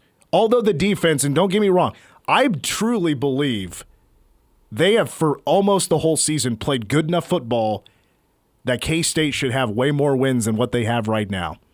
The majority of the issues is not on their plate. But the big plays have been an issue, and the star players for K-State need to step up. And that is a Damian Ilalio. That is an Os Romaine, a Des Purnell, a VJ Payne. If they're not going to step up, K-State's going to continue to give up those big plays, and it's going to continue to be a problem. And it's going to maybe keep K-State from winning games like in Lawrence or against TCU. That could be a problem if you don't slow them down. Going back to what you said earlier, football is such a results-based sport, maybe more so than any other sport because there's just so little of a sample size over the course of a season, especially for college football where your regular season is just 12 games. So when you come out and you lose a couple of games, it's easy to get downtrodden. It's easy to get down in the locker room, especially a couple of them in the non-conference when it's, an Arizona game that you probably should have won, an Army game that you certainly should have won. And that really starts back in Dublin when you lose a heartbreaker against Iowa State, where you played pretty well for a lot of that game, but just a couple of ball bounces don't go your way. A couple of timely fourth down pickups for Iowa State, and you're heading back to the States with a loss. So I think the biggest thing is if the locker room can stay together this season, even though it's been not even close to ideal through 6 games, through the halfway point, if they can find a way to stay together, I mean, this team has a ton of talent. They have the talent to win a lot of these games. I mean, they've been in every single game of the season. It's all been the one possession loss. It's the whatever the stat is, like 13 points between the 4 losses for K-State. So it's not like they're getting blown off the field. It's not like they don't have the talent to compete and be one of the best teams in the Big 12. I still think that team is in there somewhere. It's just a matter of, are we going to see it come out at any point? We've seen it during stretches. The third quarter against Baylor. Terrific football. Both sides of the ball. The defense in the first half against Baylor, second quarter obviously giving up a few scores, but really I put a lot of the blame on the offense when you look at, you got a couple of Baylor turnovers, and instead of taking advantage, putting the pedal to the ground and really stepping on Baylor's necks on the offensive side of the ball, it could have been 21-3 at one point in that game, but instead, a couple of punts later, then quickly you're down 10-7. So this team has keys. They've played good football at points. It hasn't been the best complementary football. It seems like when the offense plays good, the defense is giving up yards and points. When the defense is playing its best, that's when the offense is sputtering and giving the ball right back to the offense of the other team. So if they can figure out how to play complementary football, I still have belief in this team, as naive as that might be at this point in the season. They've played good football. If they can rally together, if they can bring the leaders together, if a guy like Cody Steffelbein can spur this team on, and guys like that you mentioned on the defensive side of the ball, guys on the offensive side like Avery and like Sam Hecht and like guys who have been here in the system for a few years, like a TP, I still think this team can compete in a lot of these games and win a lot of these games in Big 12 play. It's just a matter of, are we going to see that switch flipped? And I don't know if we will. They have shown, both sides of the football has shown so much growth over the last 2 games. They have proven to me that they're not a bad team, but they're bad at not winning games. Yeah. I mean, they're bad at not figuring out how to win a game. The fourth quarter, K-State's offense has not been a great fourth quarter team. They also typically don't start very well. But, coughing up who was it? Was it Cole Manbeck that shot it out that, over the last 3 seasons, there's only been now 1 game that a team that's led by 14 points has lost the game, and that was K-State against Baylor. That was the first in 2.5, 3 years that had taken place. Play. Yeah, in Big 12 play. But look at third downs. I was burying K-State on both sides of the ball for being bad on third down. And lately, they've been much better. Yeah, way better. K-State against Baylor was 8 of 15 offensively. Baylor was 3 of 9 against K-State's defense. You'll take both of those numbers. UCF was 3 for 13, against K-State's defense on, third down. K-State defensively has not given up a fourth down conversion in the last 2 games. K-State dominated time of possession against Baylor. We'll go back to the pick 6 drive. obviously the pick six did happen, but there were 3 big, long third downs that K-State picked up on that drive through the air where Avery was playing with a lot of confidence. There was a strike over the middle to Jerron Tibbs is the one that sticks out to me, but I think there was another one where they dumped it off to Joe Jackson. Like, they looked good on that drive until the eventual pick six. All right, I got to step up. Listen, I kind of regretted saying the defense, maybe the big play isn't out of control, but it's a little bit too much of a factor that is allowing teams to stay in the game. Well, again, and real quick, I do want to let you leave. The big play, that's a lot of the reason Baylor was able to get back into the game on that quick drive in the fourth quarter, even if it's like a 5-minute drive instead of a 35 seconds. K-State on that next drive, then they're probably much more in, okay, let's just get a field goal and end this game right now. When I say big play, like I'm not describing it as your typical big play, 20 yards on a pass, 10 yards on a rush or whatever. Those are plays of 25 yards or more. That's a very, very high number. But we're going to talk a lot more about this tomorrow. We're going to have Steven Johnson on from the Fort Worth Star-Telegram, Curry Sexton, who I want to hear from his former player perspective on what the heck happened to K-State on the pick six on the 2, second and third and goal. You're inside the 5 in those passing plays. Does he feel like there's something K-State that's been successful with they should be doing more? He's the guy to answer. I'll have more of that on tomorrow's show. I got to step out. Cole, Toby, Gavin will take you the rest of the way. Stay tuned. More of the game coming up next. Go Cats. You're in the game on News Radio KMAN. WTC Fiber Internet is coming to all of Manhattan, bringing you blazing fast, reliable internet from your local provider. No contracts, no overage fees, and no installation costs. Whether you're streaming, working from home, gaming, or running a business, enjoy uninterrupted high-speed internet. Reserve your connection today at WTCKS.com. That's WTCKS.com. Fast, local, reliable. WTC Fiber Internet.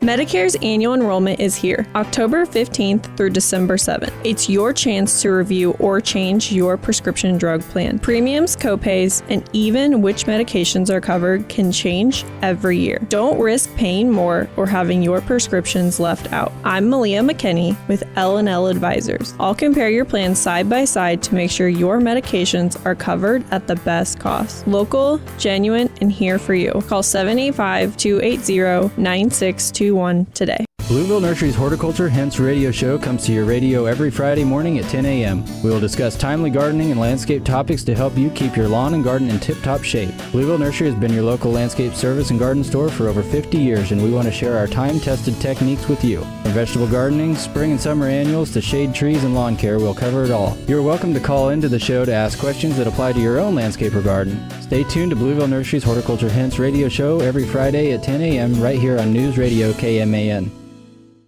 Standing at the edge of a rocky shore, you breathe in the cool, salty air, watching the sun disappear on the horizon.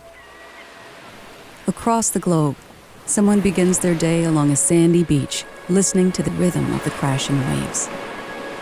You each envision a world beneath the water, vibrant life in every imaginable form. Now, imagine it's all gone. What was once a place of wonder and beauty is now a dull, lifeless wasteland.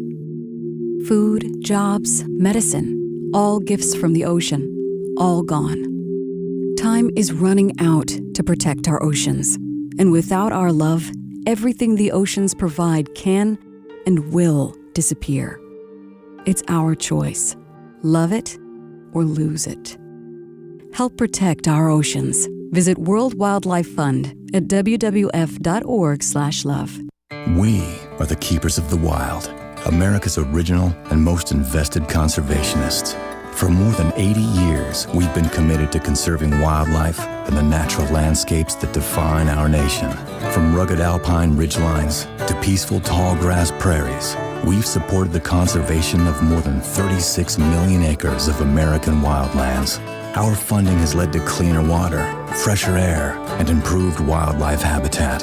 From abundant fish and waterfowl populations to robust deer and elk herds, nothing is more important than maintaining wild spaces for adventurers to explore and wildlife to thrive.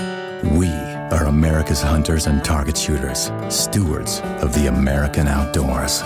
America's hunters and target shooters, along with firearm, ammunition, and archery manufacturers, have invested more than $46 billion to help state fish and wildlife agencies manage and protect wildlife and wild lands across America. For more information, visit outdoorstewards.org. The Cats play on News Radio KMAN. To the 10, 5, to the goal line, touchdown, Dylan Edwards! This is the voice of the Wildcats, Wyatt Thompson. Join me, Stan Weber, and Matt Walters for every game this K-State football season as the Cats challenge for a Big 12 title. Coverage begins 4 hours before kickoff with Power Cat Game Day on the flagship of the K-State Sports Network, News Radio, KMAN. What a play for the Wildcats!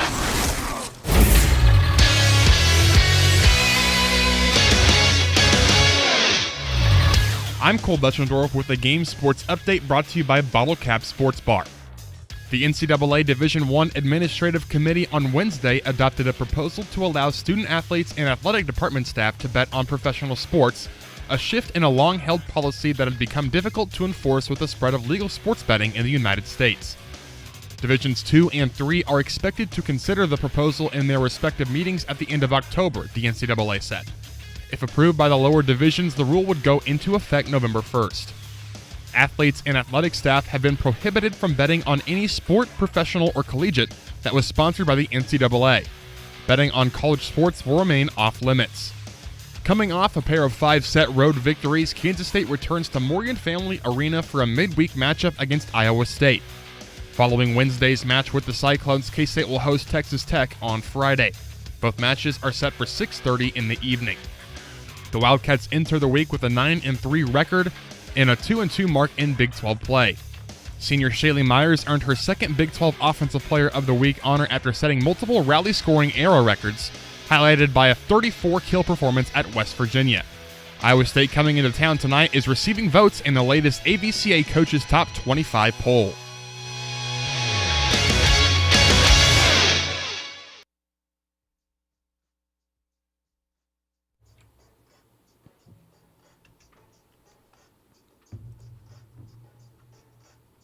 Welcome back to the game. Cole Betchendorf, Toby Hamas in the studio right now. Toby, it's a beautiful day in Manhattan. Are you? What's your favorite season of weather? I think I got to go with what we had today. Just a nice, chill fall perfect, morning. Is it not, man? I know. I've been running through my head. You know that Jameis Winston clip when he's getting ready for the snow game? Yes, it's so perfect. That's been running through my head all day. I'm just like, it's a beautiful day. I just feel so joyful and just blessed to have such beautiful weather today. I love Jameis Winston, and I need him to be a starting quarterback somewhere. I need Man, I don't even know who needs to pick him up because, we recently saw some quarterback movement in the state of Ohio alone between the Bengals and the Browns. Cool Joe Flacco getting sent over to the Bengals as the starting quarterback. They just said he's going to start this week too, so quick turnaround.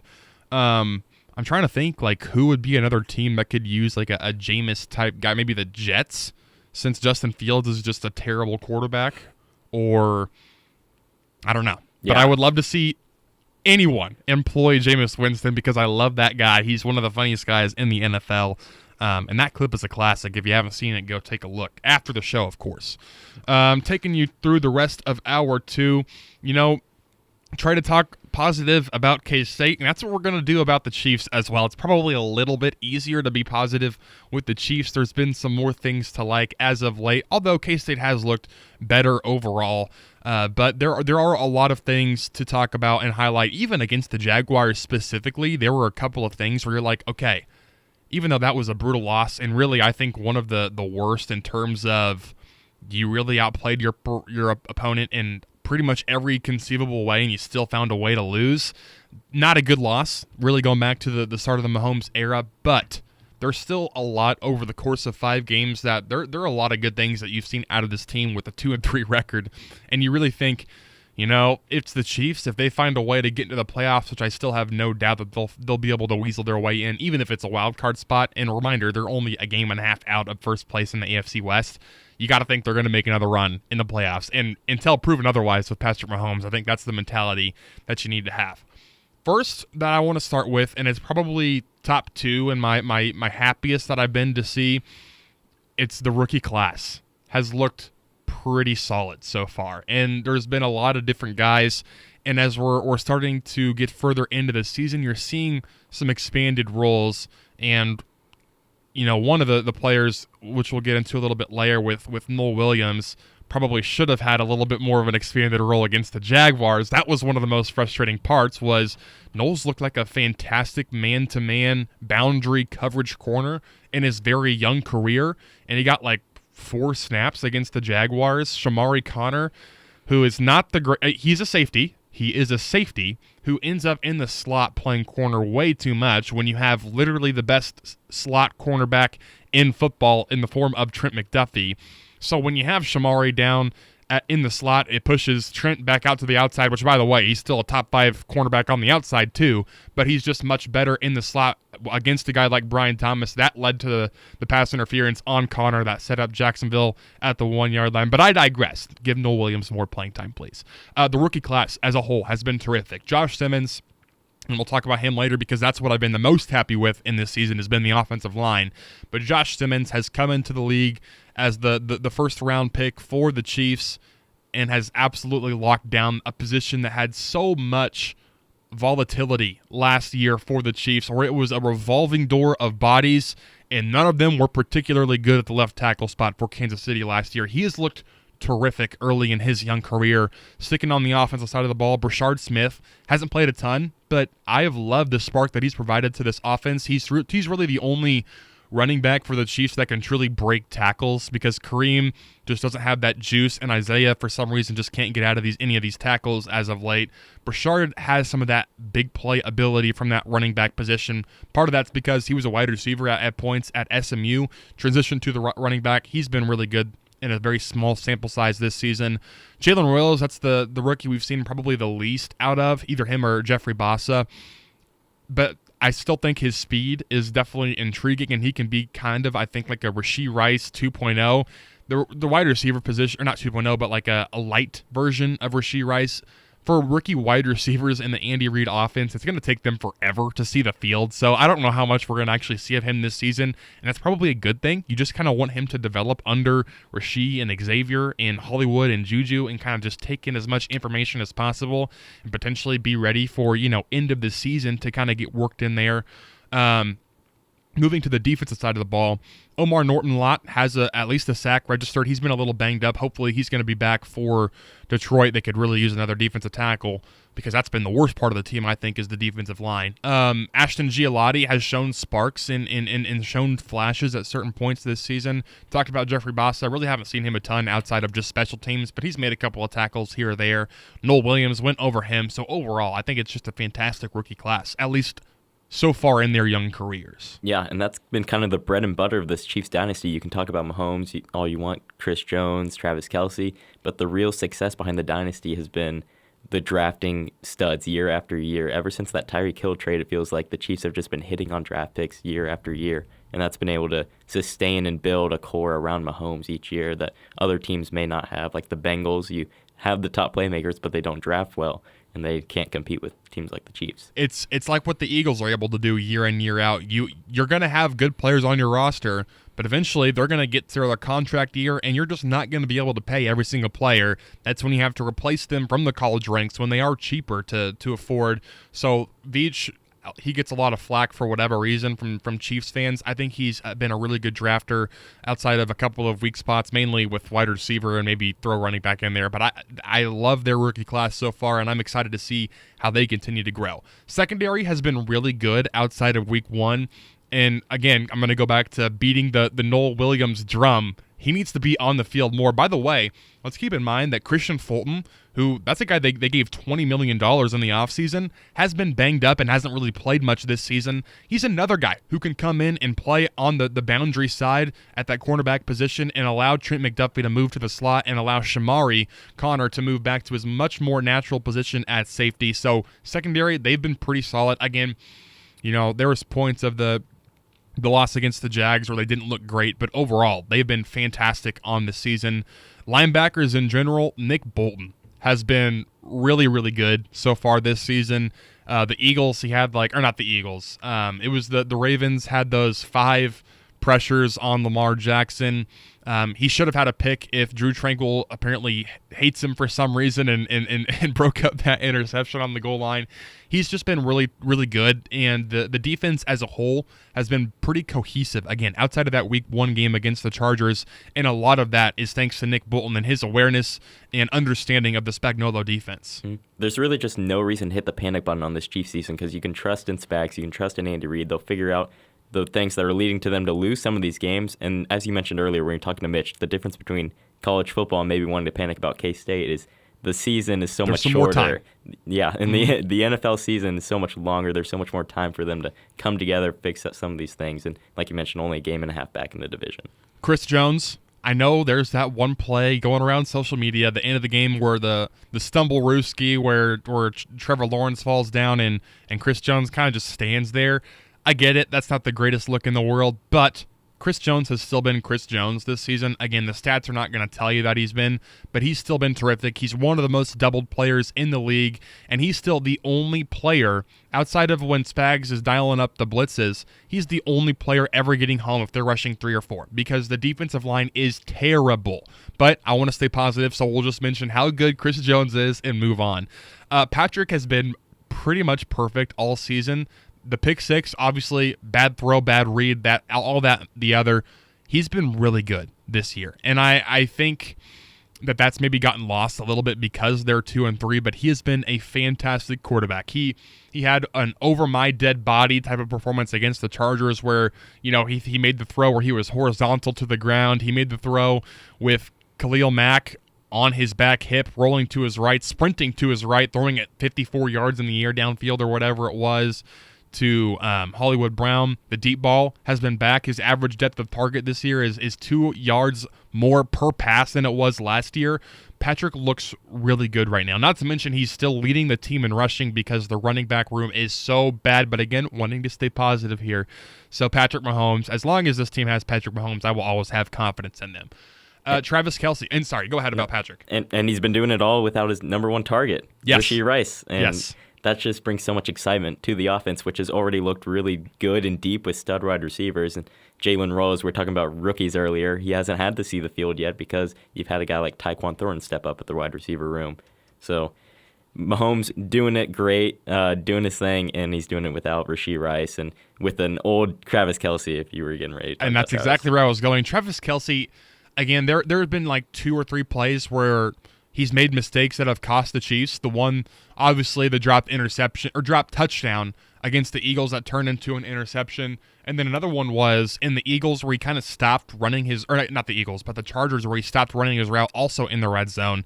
That could have been a touchdown. Instead, Chiefs kick a field goal. We know how that game ended. He's still been, for being a 36-year-old tight end, he has been performing at a pretty high level. I mean, you look at pretty much any of the statistical benchmarks. He's been a top 10 tight end pretty easily this year. He was really good against the Jaguars, turning back the clock a little bit. I mean, he's getting some yak. At 36-year-old out there, getting some yak at the tight end position. He didn't block well the first couple of games. He's been putting more effort into the blocking game these past couple of weeks. So I'm still have full confidence in Travis Kelce. And the best thing for him and for this offense is that he doesn't need to be prime Travis Kelce. If he can just catch 4-5 passes a game and pick up 50 yards and a touchdown, that's like the ideal Travis Kelce game because you want to rely on Tyquan Thornton and Xavier Worthy and Hollywood Brown and Rashee Rice when he comes back. So I think he's been fine for what his age is at this point in his career. Yeah, and not to beat a dead drum or beat a dead horse. Sorry. But when Rashee Rice comes back, he's going to be that guy that was kind of prime Travis Kelce, I feel like, in this offense. Mahomes' go-to guy, getting 8, 9, 10 targets a game, just kind of leading the receiving core and just, giving Mahomes his best option on the field. Which, by the way, Travis Kelce has still been getting doubled and triple teamed at points this season. So I'd just like to point that out. Yeah. Mention the offensive line, man. They have been really good. And I'm excited for them to continue to grow because you can't help but have excitement when you realize the left side of this offensive line, Josh Simmons is working on Game 6 of his NFL career, and Kingsley Suamataia is going into Game 7 of his career at the guard position. So there is a lot of reason for excitement. Kingsley, specifically, has looked way better in these last couple of games than he did in the preseason, and even than he did in week 1 and week 2. There is continued growth kind of week in, week out. He's starting to get more comfortable at that guard position. Remember, he came into Kansas City as a tackle. He played last year as a tackle, only moved into the guard late during the season last year, and then in that spot all of this year. He's looked really good, and I could go on and on about Josh Simmons. Jawan Taylor, he's been called for 1 penalty the last 2 weeks. It wasn't even his fault. That was the illegal formation where the wide receiver on the outside wasn't lined up properly.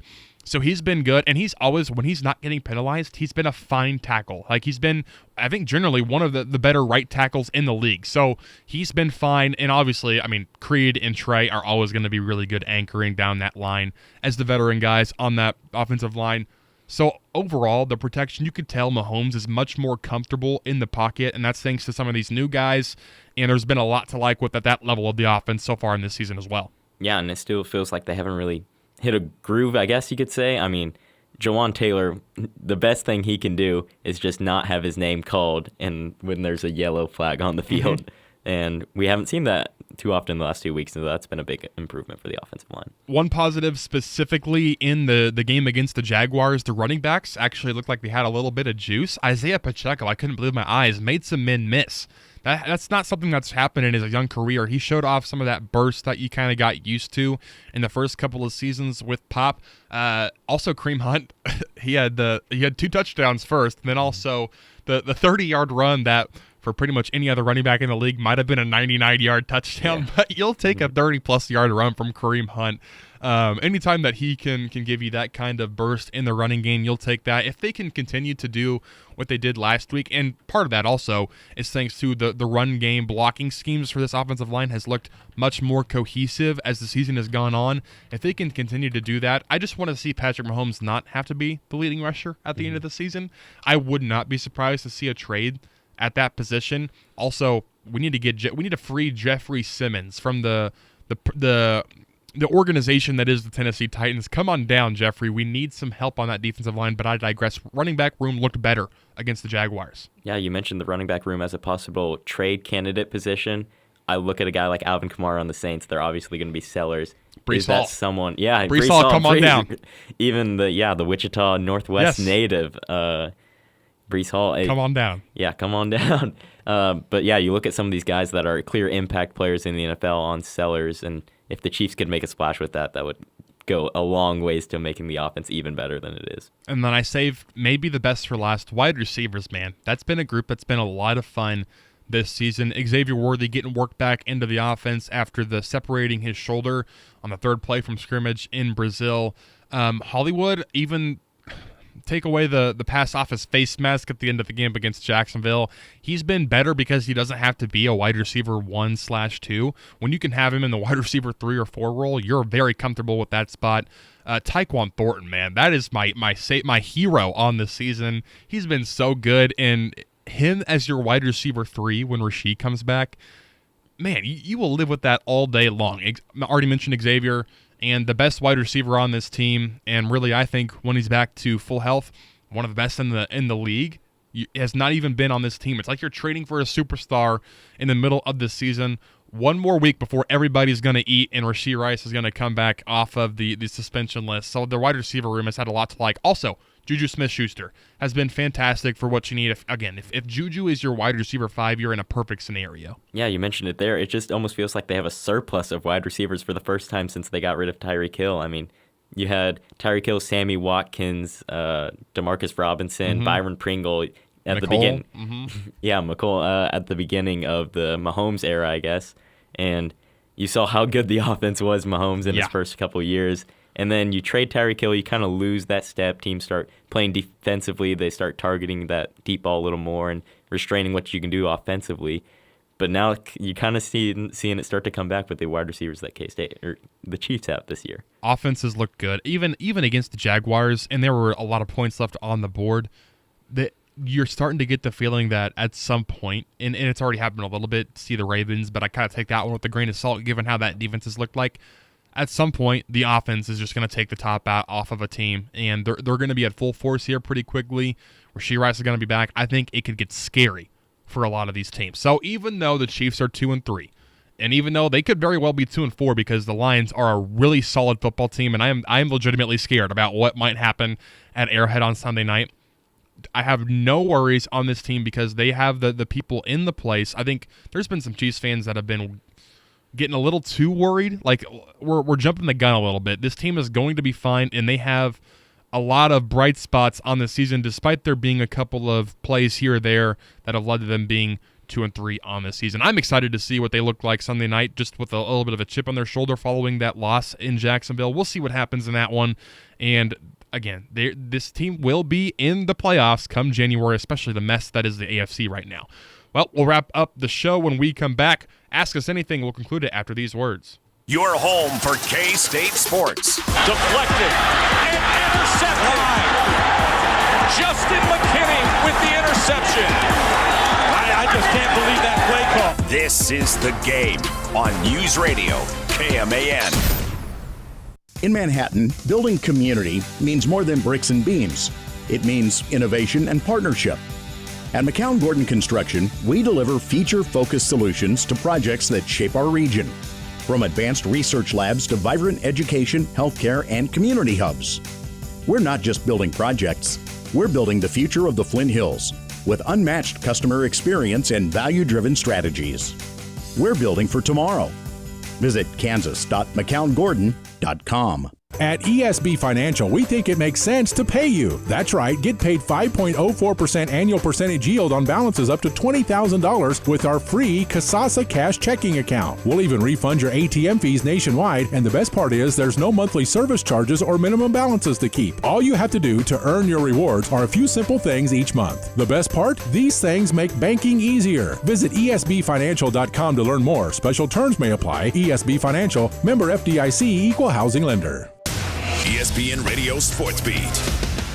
The Cleveland Browns made a decision to trade their former starting quarterback, Joe Flacco, in the division, in their state, to the Cincinnati Bengals. That leaves them with rookie Dylan Gabriel as the first string, and we think maybe Shedeur Sanders, a fellow rookie, as the second string quarterback. A lot of people are out there critiquing the Browns, criticizing what they've done. But in reality, aren't they exactly where you and many others wanted them to be? We all called for the idea of let Gabriel and Sanders compete for the starting job. Maybe it wasn't the exact route you thought they were going to take. They traded Kenny Pickett away, who they wanted seemingly to start. They bring in Joe Flacco, he starts, and then they trade him away. But now, as they head into the rest of the season, there are two rookies that are likely going to compete week by week for the starting job. That is, unless they decide to go to a man that they're paying $50 to $60 million a year to in Deshaun Watson. In 60 seconds, I'll tell you why Giannis could get traded one day, but not where you think.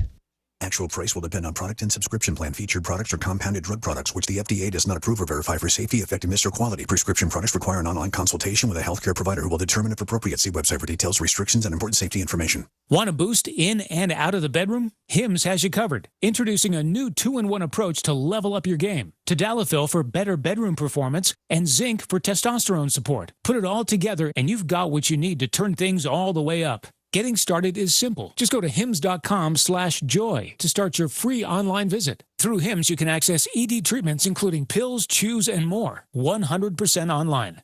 No office visits, no pharmacy lines. Just fill out a simple intake form and a licensed medical provider will determine if treatment's right for you. If prescribed, it ships free and discreetly to your door. Find affordable treatment options at up to 95% less than brand names at hims.com/joy. That's hims.com/joy, HIMS.com/JOY. This week, Shams Charania, ESPN senior NBA insider, reported that Giannis Antetokounmpo and the Milwaukee Bucks over the summer had discussions about where he could possibly go if he was going to be traded. And the name that keeps coming up, the New York Knicks. I am not ruling out the idea of Giannis getting traded. While I don't think he actually will get traded anytime soon, I now have to acknowledge the fact that it is a possibility. But a probability when it comes to the Knicks? I don't think so. Who exactly do the Knicks have that the Milwaukee Bucks would want? The New York Knicks, to their credit, have built an excellent basketball team that should absolutely compete for Eastern Conference supremacy. But what they have are a bunch of win-now players. And if you have win-now players and you're trading away Giannis, those aren't the players you necessarily want. Unless the Knicks do what they should do, which is actually offer the Bucks Jalen Brunson. Giannis would make them better now. Giannis would make them better later. But the Knicks won't do that. For the ESPN Radio Sports Beat, I'm Evan Cohen. News Radio KMAN weather. Right now in Manhattan, 68 degrees with overcast skies, wind out of the east at around 6 miles per hour. 20% chance of showers after 4 a.m. and until 8 a.m. tomorrow morning, overnight low of 57. After those showers in the morning, those clouds clearing out, partly sunny skies and a high near 76. Wind gusting as high as 20 miles per hour out of the south. Partly cloudy and a low around 61 Thursday night, sunny with a high near 83 on Friday.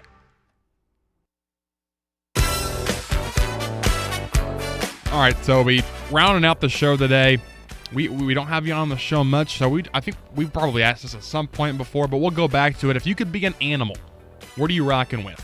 Yeah, it's a great question. Last week we did superpower, and I went with super speed. So cheetah kind of comes to mind, but I think I'm gonna go with lion. Not to poke any fun at my dad, who's bald, but if I could secure a nice head of hair like a lion, I think that's what I'm gonna go with.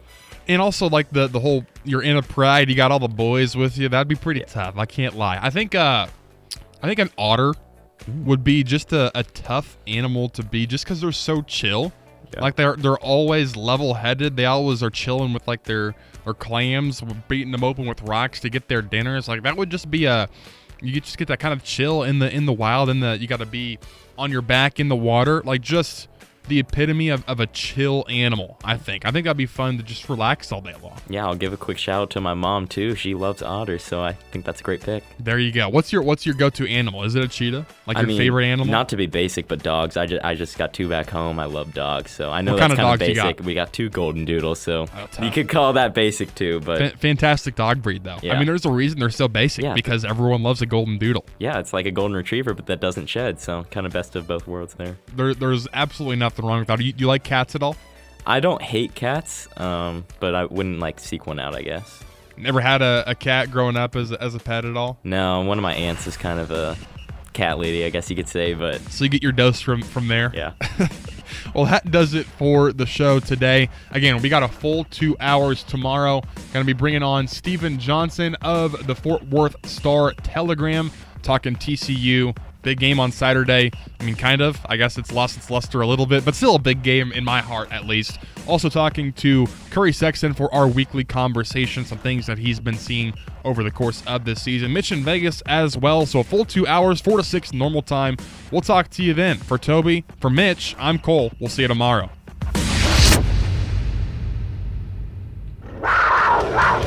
K-State's homecoming game is this Saturday at Bill Snyder Family Stadium as K-State takes on the TCU Horned Frogs. Kickoff is set for 2:30. That means Power Cat Game Day, the biggest pregame show in the Big 12.